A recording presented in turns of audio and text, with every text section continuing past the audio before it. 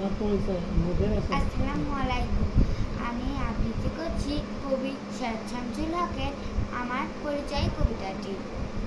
আমি জন্মেছি বাংলায়, আমি বাংলায় কথা বলি, আমি বাংলার আলপথ দিয়ে হাজার বছর চলি। চলি পলিমাটি কমলে আমার চলার চিহ্ন ফেলে, 1300 নদী শুধায় আমাকে, এত দূর তুমি কোন প্রেরণায় এলে।